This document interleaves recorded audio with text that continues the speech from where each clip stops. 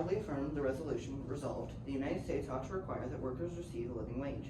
Before I get into argumentation, I'm going to look at framing, starting with the analysis of the resolution with definitions. The only definition I'll be offering right now is living wage. Brian Prabowo from Slovakia's National Bank writes in the Journal of Labor Policy in 2017 that a living wage is the absolute minimum amount needed for a dignified life. But what would implementing a living wage look like? Well, the only way it's going to happen in the U.S. is by increasing the minimum wage, as that's the only way that the U.S. could implement the resolution. And with that in mind, I'll move on to burdens. With the definition in mind, it becomes the affirmative's burden to defend an increase in the minimum wage. This increase can come at the federal or state level. I argue regardless, the impacts are the same. However, I argue that each state in the United States should set its own state's cost of living, as their living wages are going to be different. Consequently, the affirmative does not need to advocate to prefer a specific minimum wage, but rather it ought to be raised to a state's living standard. This is paramount, as the current minimum wage barely keeps a one-person household out of poverty. This is highlighted by Hayter and Schweitzer in 24, when they find that one-person households barely make $20 more than the federal poverty line if they are using the current federal wage, and for a two-person household, they are well below the poverty line by over 0.25%. Conversely, the negative is responsible for proving two things to win the round. One, a living wage could cause more complications than it fixes, and two, why we should stick with the status quo. Finally, with burdens out of the way, I'm going to finish my framework with my value and criterion. In this debate, I value justice. Using Merriam-Webster's dictionary, justice is defined as being treated fairly, impartially, and reasonably. You should prefer my value in this debate because justice precedes all other values. American political philosopher John Rawls wrote and published his book, A Theory of Justice, in Harvard University Press, expressing that justice is the first virtue of any social institution.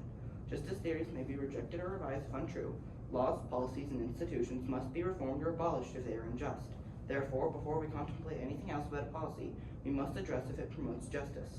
However, an individual can have an interpretation on what they believe to be just. I find only one theory can help us resolve this issue, and that is the veil of ignorance. Thus, my criterion in this debate is acting in accordance with John Rawls' veil of ignorance. John Rawls, that the veil of ignorance is sitting behind a veil that keeps us from knowing who we are and ignoring our own personal circumstances. Furthermore, the veil removes all information about the individuals one is discussing.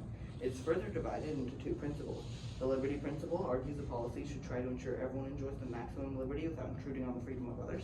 And the difference principle that notes that a policy should guarantee everyone has an equal opportunity to prosper and helps those who are worst off. However, the advantages of the policy must be present for each individual. You should prefer this criterion because the veil of ignorance is not only the most objective way to determine if an action is just, but it prevents discrimination. Stanford Encyclopedia of Philosophy in 21 proves this for us. The specifics of the veil are as follows. Parties do not know the race, ethnicity, gender, age, income, wealth, natural endowments, comprehensive doctrine, etc. of any citizens in the society. The political system, the political system of the society, its class structure, economic system, or level of economic development. Parties do know, however, that the citizens in the society have different comprehensive doctrines and plans of life, that all citizens have interests in more primary goods, that the society is under conditions of moderate scarcity, for example, there's enough to go around, but not enough for everyone to get what they want, general facts about common sense and human social life, general conclusions of science that are uncontroversial. For example, the publicity of a well-ordered society is modulated by the fact that the parties must choose among principles that can be publicly endorsed by all citizens. Additionally, this criterion supports my value because decisions should not conform to any observable pattern, but rather they should be distributed fairly in our social progress. If a decision is just for each individual, not just for a select group, and everyone is being treated fairly, then the policy is just. My sole contention is everyone deserves to live. Subpoint A, life expectancy. Otto Lenhart, professor at economics at the University of Florida in 2017, completed a study that analyzed 24 OECD countries over 31 years and found higher levels of minimum wage are associated with significant reductions in overall mortality rates, as well as the number of deaths that impact low socioeconomic individuals like diabetes, stroke, and circulatory disease. Furthermore, he highlights that a 10% increase in minimum wage not only reduces death rates, but increases life expectancy by nearly half a year.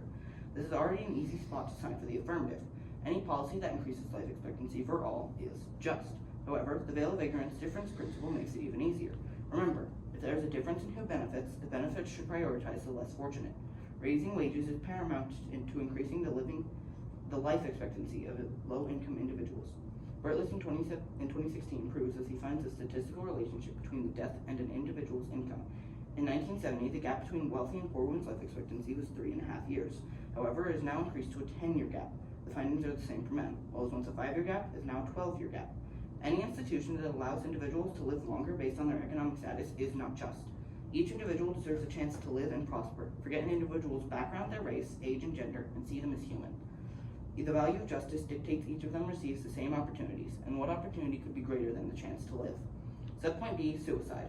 According to the National Institute of Mental Health in 2022, suicide is the 11th leading cause of death in the United States. On average, it doubles the amount of homicides. In 2021 alone, over 48,000 people died of suicide. However, a study posted by the U.S. Department of Health and Human Services and the National Institute of Health finds that because suicidal thoughts and actions are often connected to financial stressors, a living wage could help decrease that number. Specifically, using data from a 25-year study, they find for every $1 increase in the minimum wage, suicide rates among those with high school education or lower decreases by 6%. And that is